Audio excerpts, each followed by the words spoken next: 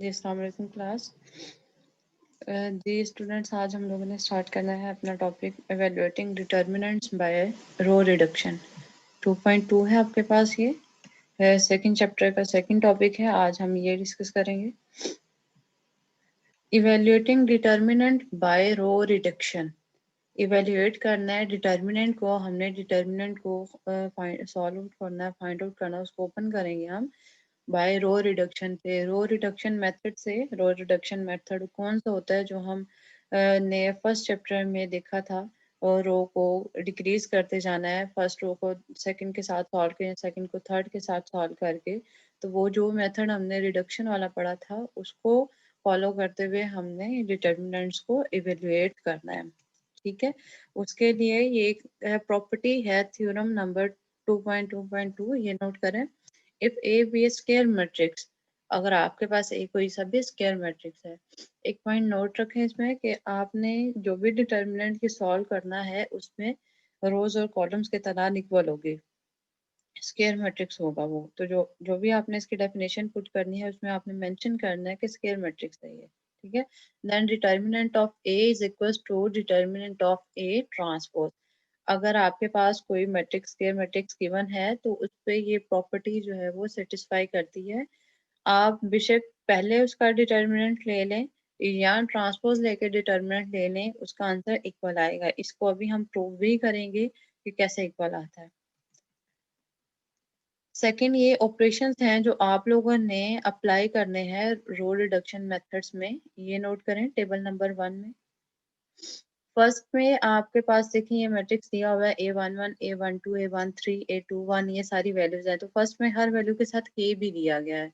तो अगर इस तरीके की कंडीशन हो कि कोई चीज तीनों में आ रही हो तो उसको आप कॉमन ले सकते हैं। ठीक है, तो हम R1 में से K को कॉमन ले सकते हैं। ये आपने जब क्वेश्चन सॉल्व करने हैं उनमें ये चीज सॉल्व करनी है। तो एज अ जर्नल ये पहले आपको बताई गई है, इनको समझ लीजिएगा। जैसे सपोज दैट कोई मैट्रिक्स आता है, उसके साथ 3A11 लिखा होता है, फिर 6A12 लिखा होता है, 9A13 लिखा होता है। इसी तरीके से B1 आ जाता है, B2 आ जाता है, नीचे जो भी वैल्यूज आती हैं। तो हम क्या कर सकते हैं, हम फर्स्ट रो में से 3 को कॉमन ले सकते हैं। अंदर A11, A12, A13 ये एज इट इज वैल्यूज आ जाएंगी।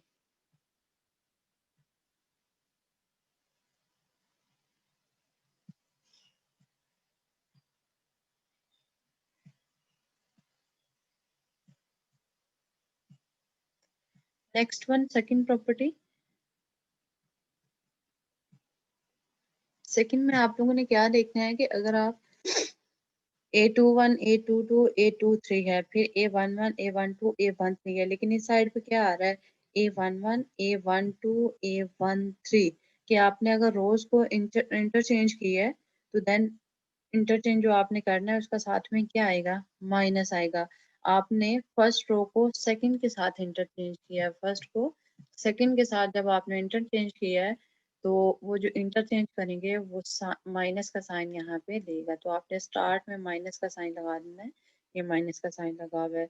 Next one, third property. अगर आपके पास एक मैट्रिक्स गिवन है और फर्स्ट में दो वैल्यूज ऐड हो रही हैं, ठीक है, तो जब ऐड हो रही हैं तो आप उसको सॉल्व कर सकते हैं। इस तरीके के आप क्वेश्चन सॉल्व करेंगे कि लेफ्ट हैंड साइड आप सॉल्व करेंगे, राइट हैंड साइड के इक्वल लेके आएंगे। तो ये उसके लिए है। अब देखें, आपने फर्स्ट में A11, A12, A13 बनाना है, जैसे कि साइड पे गिवन है। तो ये चीज बनाने के लिए आप इसको दूसरी रोज के साथ सॉल्व कर सकते हैं। आप दूसरी रो के साथ सॉल्व करने के लिए हमें क्या करना पड़ेगा, अब हमें यहाँ पे चाहिए जस्ट A11, साथ में क्या ऐड हो रहा है, KA21 ऐड हो रहा है। तो हम करेंगे R2 को K के साथ मल्टीप्लाई करके R1 में इसको सब्ट्रैक्ट कर देंगे। ठीक है, जब R1 में आप सब्ट्रैक्ट करेंगे तो KA1, KA2 आपका माइनस हो जाएगा।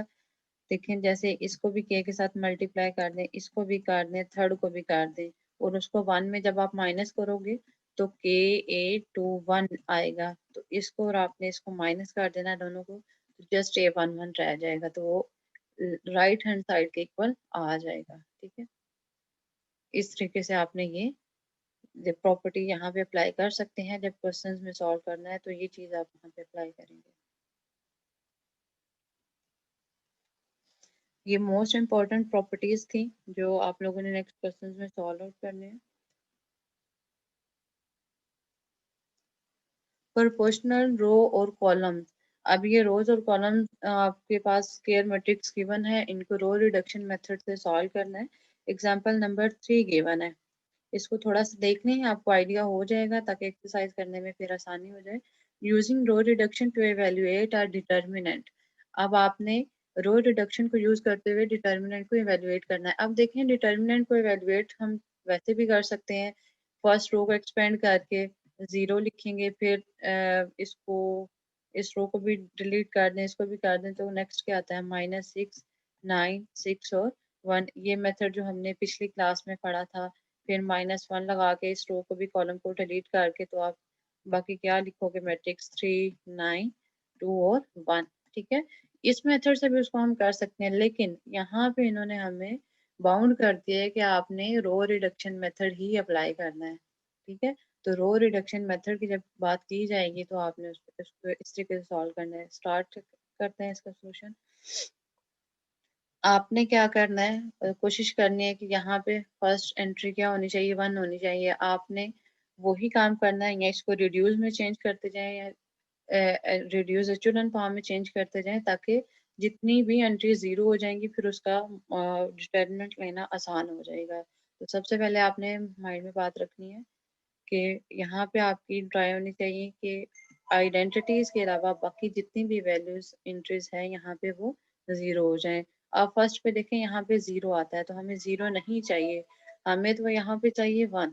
ठीक है, 1 चाहिए या कोई और वैल्यूज भी आ सकती हैं, लेकिन जीरो नहीं चाहिए। तो अब जीरो को यहाँ पे हम खत्म करने के लिए क्या करेंगे, इसको किस रो के साथ हम इंटरचेंज कर लें, थर्ड के साथ चेंज कर लें। सेकंड के साथ भी कर सकते हैं, आपकी मर्जी है। सेकंड के साथ करना चाहते हैं सेकंड के साथ कर लें, थर्ड के साथ करना चाहते हैं तो थर्ड के साथ कर लें। हमने इसको सेकंड के साथ चेंज कर लिया है। R1 को आपने इंटरचेंज किया है R2 के साथ, आप इस तरीके से इसको साथ में लिख सकते हैं। ठीक है, जब इंटरचेंज किया है तो उसका साइन बाहर माइनस का आएगा, ये जो अभी हमने बात वहां पे प्रॉपर्टी में देखी थी। रो 1 की जगह 2 को लिखते हैं और रो 2 की जगह 1 को लिखते हैं। ठीक है, नेक्स्ट स्टेप में देखें, आप फर्स्ट रो में से आपके पास वैल्यू कॉमन आ रही है, 3 कॉमन आ रहा है तो 3 कॉमन ले लेंगे हम, माइनस आपका एज इट इज ही रहेगा। 1 -2 एंड 3, ये टेबल काउंट करते हुए आपने इसको कॉमन ले लिया। नेक्स्ट वन देखें, यहाँ पे ऑलरेडी जीरो है, अब 2 की जगह पे भी हमें क्या चाहिए, जीरो चाहिए। अब इसकी जगह पे जीरो बनाने के लिए हम क्या करेंगे, इसको रो 1 के साथ सॉल्व कर देंगे। हम यहाँ पे लिखेंगे रो 3 -2 रो 1। ठीक है, इसको माइनस कर लें तो ये 2 2 4 हो जाएगा, माइनस माइनस प्लस हो जाएगा, 6 + 4 10 देगा और नेक्स्ट आंसर 5 आ जाएगा। अब नेक्स्ट एलिमेंट 10 की जगह जीरो चाहिए, 10 की जगह जीरो लाने के लिए हम इसको रो 2 के साथ इजीली मल्टीप्लाई कर सकते हैं। रो 2 को 10 के साथ मल्टीप्लाई करें और थर्ड में सब्ट्रैक्ट कर दें। रो 3 में चेंजिंग आ रही है तो इसके सामने लिखेंगे, हम लिखेंगे R3 -10 R2।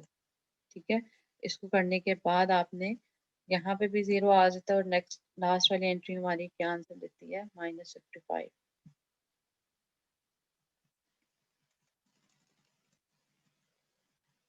अब देखें आपके पास ये भी जीरो होगी एंट्री, ये भी जीरो होगी, एचुलन फॉर्म ये चेंज हो चुकी है। अब रिड्यूस में भी चेंज करना चाहें तो कर सकते हैं, इसको यहाँ पे भी आप ओपन कर लें तो भी ठीक है।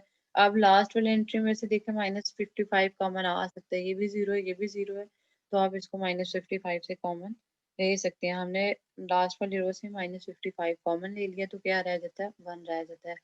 अब आपने क्या करना है, इसको सिंपली एक्सपेंड कर लेना है। नेक्स्ट इसको रो एचुलन फॉर्म में नहीं चेंज करें, -3 भी एज इट इज, -55 भी एज इट इज। अब देखें इसको हम एक्सपेंड करेंगे 1 को तो ये रो भी डिलीट, ये भी डिलीट हो जाएगी और क्या मल्टीप्लाई होगा, 1 × 5।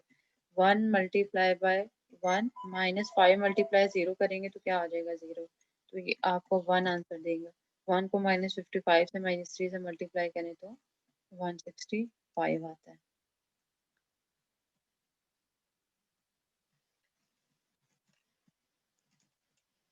ये था रो रिडक्शन मेथड आपके पास। आप कॉलम ऑपरेशन से भी कर सकते हैं। ये नेक्स्ट एग्जांपल आपको कॉलम ऑपरेशन से बताई गई है 1003।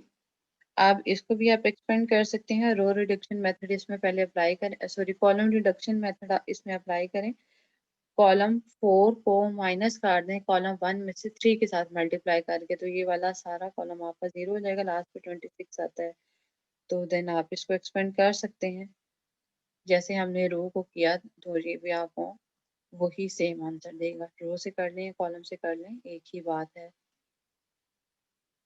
नेक्स्ट भी आपकी रो रिडक्शन मेथड की एग्जांपल है कोफैक्टर्स एक्सपेंड। अब हम अपनी एक्सरसाइज पे आ जाते हैं। Exercise 2.2, verify that determinant of A is equals to determinant of A transpose. ठीक है, आपके पास मैट्रिक्स गिवन है। ये टोटल 4 क्वेश्चंस हैं। फर्स्ट क्वेश्चन सॉल्व करते हैं। मैट्रिक्स ए गिवन है, आपने उसमें ये वाली चीज जो है वो वेरीफाई करनी है। ठीक है, determinant of A is equals to determinant of A whole transpose. Question note कर लें और साथ साथ इसका सोल्यूशन कीजिएगा।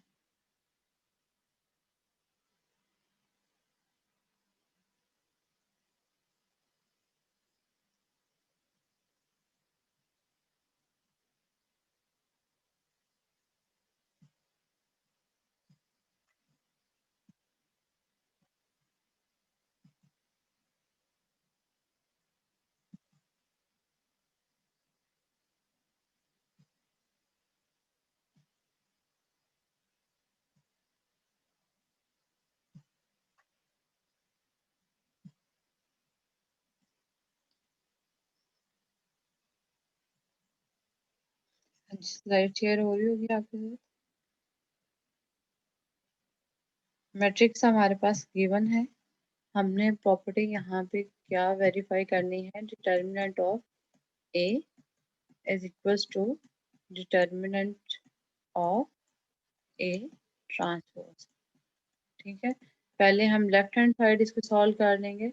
लेफ्ट हैंड साइड में आपके पास आता है डिटर्मिनेंट ऑफ ए, तो ए का डिटर्मिनेंट आप सॉल्व कर लेंगे। आप इसको स्ट्रेट लाइंस में भी लिख सकते हैं,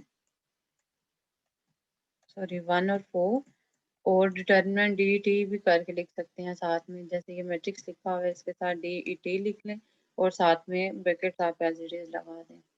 इसको जब आप ओपन करेंगे तो इसकी क्रॉस मल्टीप्लिकेशन होगी। क्रॉस मल्टीप्लिकेशन कर दी है तो आपके पास टेबल्स काउंट करने के बाद आंसर क्या आता है, -11 आता है। ठीक है, सेकंड प्रॉपर्टी देखेंगे तो उसमें पहले आपने ब्रैकेट सॉल्व करनी है। तो ब्रैकेट सॉल्व करने के लिए हमें पहले क्या चाहिए, इसमें ए ट्रांसपोज चाहिए। ठीक है, तो पहले मैट्रिक्स का ट्रांसपोज ले लोगे आप और उसके बाद फिर उसका डिटर्मिनेंट लेंगे।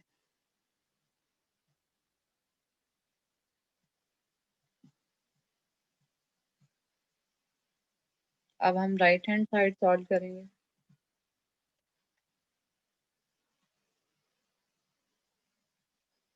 आप देखें, first of all A transpose चाहिए। ए ट्रांसपोज आपने ले लिया, रोज को कॉलम में चेंज कर दिया, देन आपने उसका क्या लेना है, डिटर्मिनेंट लेना है।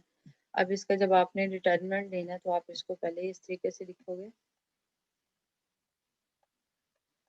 और इधर साथ में लिखना है determinant of A transpose is equal to this. अब इसको ओपन कर लें, -2 मल्टीप्लाई बाय 4 और -3 मल्टीप्लाई बाय 1। इसको भी आप जब मल्टीप्लाई करते हैं तो आंसर क्या देता है, 11 देता है। तो दोनों से आपके पास सेम आंसर आता है, तो ये प्रॉपर्टी क्या है हमारे पास, करेक्ट है, वेरीफाई हो गई है कि दोनों से हमारे पास सेम आंसर आता है। इसको जल्दी से आप नोट कर लें।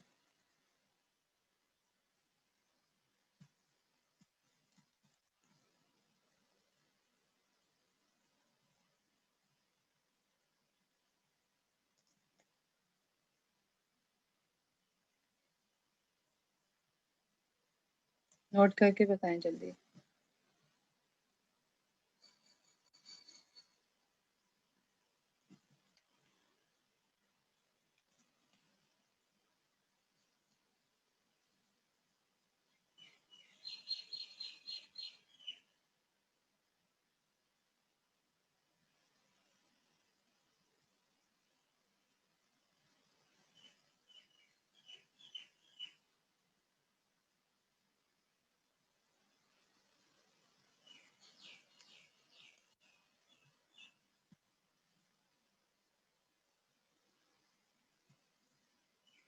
हाँ जी, कर लिया नोट।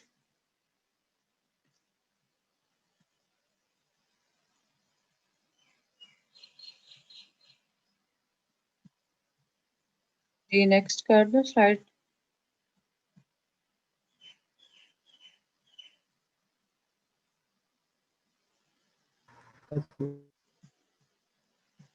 ठीक है, नेक्स्ट आपके पास ये 2, 3 एंड 4 क्वेश्चन असाइनमेंट है आपकी, आप लोगों ने खुद सॉल्व करने हैं।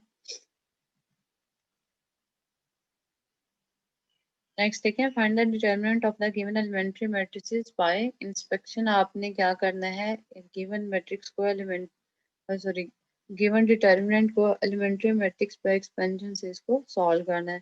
आप देखें, आपने इसमें नोट कर देना है कि जो एक रो या एक कॉलम आपका कंप्लीट जीरो हो रहा है ना, उसको छोड़ के उसकी रोज को कॉलम को डिलीट कर दें और बाकी जो भी एंट्रीज आती हैं उसका आप डिटरमिनेंट ले लें।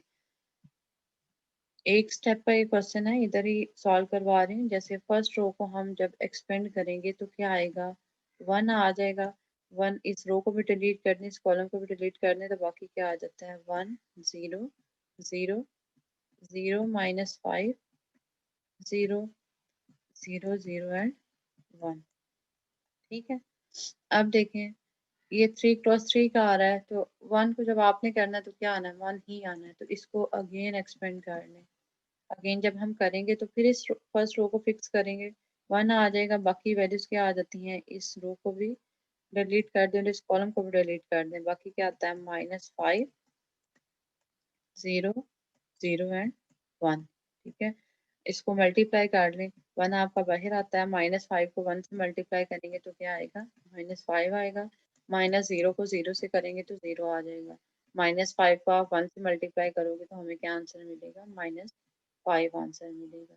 ये इसका आंसर है। देखने में मैट्रिक्स बहुत बड़ा लग रहा है, लेकिन इसमें नोट करें कि सारी की सारी एंट्रीज ही जीरो हैं, 2-3 एंट्रीज के अलावा। तो जब ज़्यादा एंट्री जीरो हो जाए तो उस डिटर्मिनेंट को एक्सपेंड करना बहुत ईजी हो जाता है।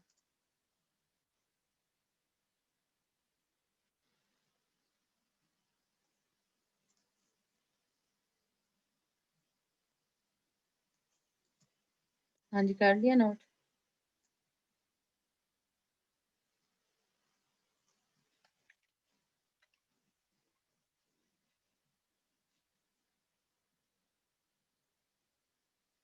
स्पीडली काम करें थोड़ा।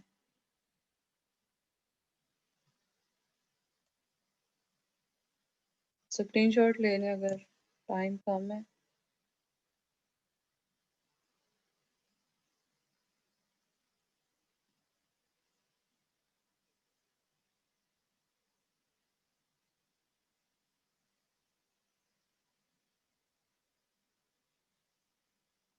लास्ट पे ये जो आप सारा साथ साथ करोगे नोट, वो आपने सेंड करना है मुझे। अरेज कर दो।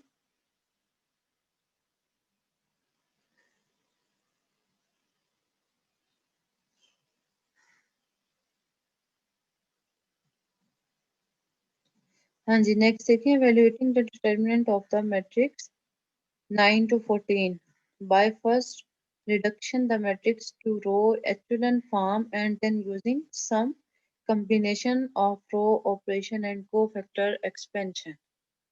अब देखें यहाँ पे क्या बात की जा रही है, रो रिडक्शन की बात की जा रही है, जो हमने अभी एग्जांपल में देखा था। आपने डिटर्मिनेंट को एवेलुएट करना है by matrix, by first reducing the matrix. आपने फर्स्ट रिड्यूसिंग मैट्रिक्स से इसको रिडक्शन एचुलन फॉर्म में, नॉन एचुलन फॉर्म में चेंज करते हुए इसके कोफैक्टर्स को एक्सपेंड करना है। ठीक है, तो मैट्रिक्स आपके पास गिवन है क्वेश्चन नंबर 9 में। इसको हम चेंज करेंगे एचुलन फॉर्म में।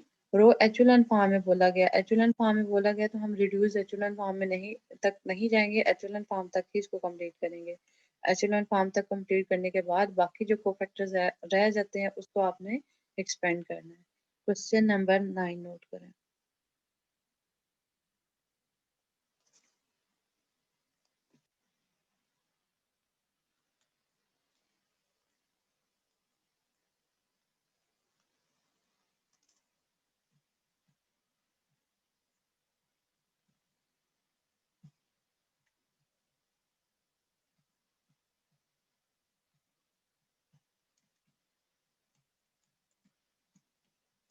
हाँ जी, क्वेश्चन नंबर 9 का सोल्यूशन देखना है। क्वेश्चन नंबर 9 का सोल्यूशन स्टार्ट करते हैं। ये मैट्रिक्स आपके पास गिवन है।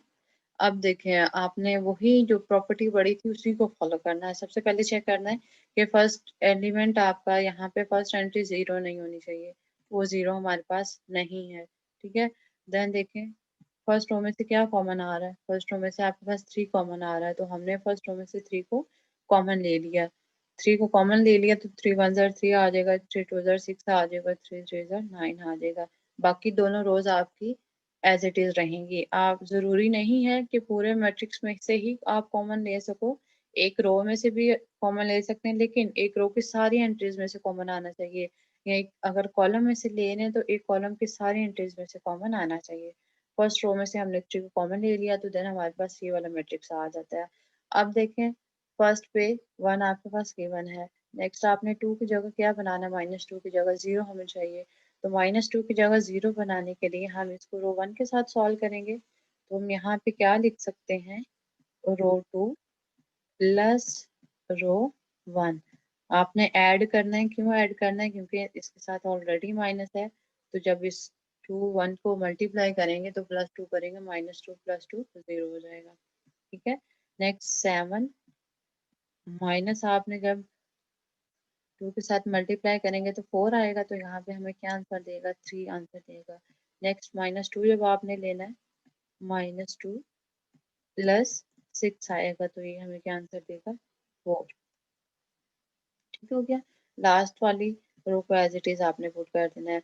अब नेक्स्ट आ जाए, नेक्स्ट आप क्या करोगे, यहाँ पे ऑलरेडी 0 है, आपने रोज को इंटरचेंज करना है। इंटरचेंज क्यों करना है, ताकि यहाँ पे 3 है, यहाँ पे 1 आ जाए तो इन दोनों को हम माइनस करके 3 के साथ मल्टीप्लाई करके यहाँ पे 0 बना ले। अब यहाँ पे 0 बनाना मुश्किल है 1 की जगह। एक मिनट, आप देखें इस 1 की जगह आप 0 नहीं बना सकते। अब 0 कैसे बनाएंगे, क्योंकि ऊपर कोई 1 ही नहीं है आपके पास जिसमें आप इसको माइनस करोगे, तो इस वजह से हमने रोज को इंटरचेंज कर देना है।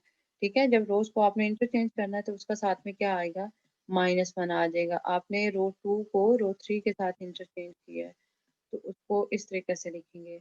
आप इंटरचेंज कर लिया, अब हमने 3 की जगह 0 बनाना है। 3 की जगह 0 बनाने के लिए हमें सेकेंड रो के साथ इसको सॉल्व करना पड़ेगा। तो हम यहाँ पे इसको कैसे सॉल्व करेंगे, R3 को सॉल्व कर सकते हैं -3R2 के साथ। ठीक है, चेंज किस में आ रहा है, 3 में चेंज आ रहा है। 0 -0 3 -3 3 -3 0 हो गया, और 4 -5 3 15 आ जाएगा। 4 -15 करेंगे तो हमारे पास 11 आंसर आ जाएगा इसका। ठीक है, अब लास्ट में से क्या कॉमन आ सकता है, लास्ट वाली रो में से 11 कॉमन आ सकता है, -11 भी आप ले सकते हैं। तो -11 को ही कॉमन ले लें, फिर आपको बाद में -1 को कॉमन लेना पड़ना है। -11 को हमने बाहर कॉमन ले लिया, तो लास्ट वाली रो क्या आ जाती है, 0 0 1। बाकी फर्स्ट रो और सेकंड रो आपने एज इट इज ही लिख लेनी है।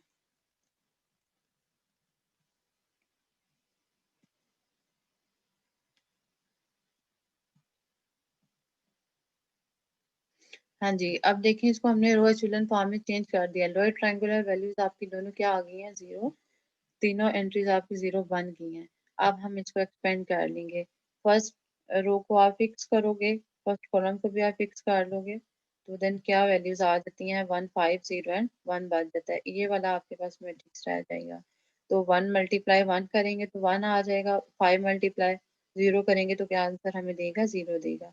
मतलब 1 -0 आएगा, तो उसको हमने क्या लिख लिया, जस्ट 1 ही लिख लिया। तो 33 को 1 से आप मल्टीप्लाई करें, और 1 × 1 करेंगे, ये जो 1 है ये इस 1 को शो कर रहा है इसको, क्योंकि हमने फिक्स किया है।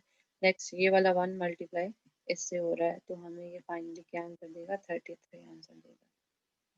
क्लियर है, अगर इसमें आप लोगों ने कोई स्टेप पूछना है तो पूछ सकते हैं।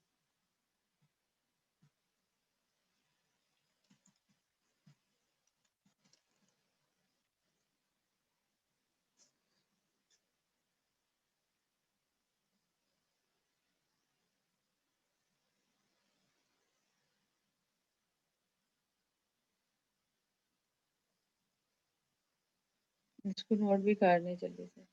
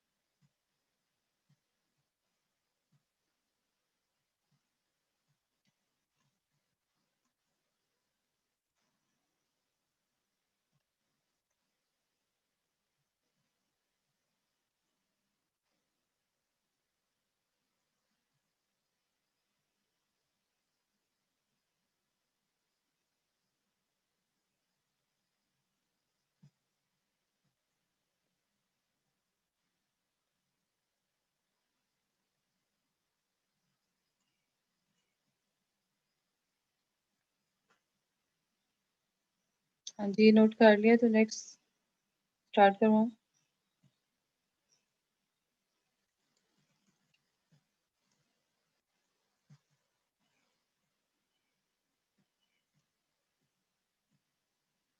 ये मैं आप लोग को सेंड करूंगी, आप इसका अल्टरनेट मेथड भी देख सकते हैं जो मैंने आपको बताया था उसमें।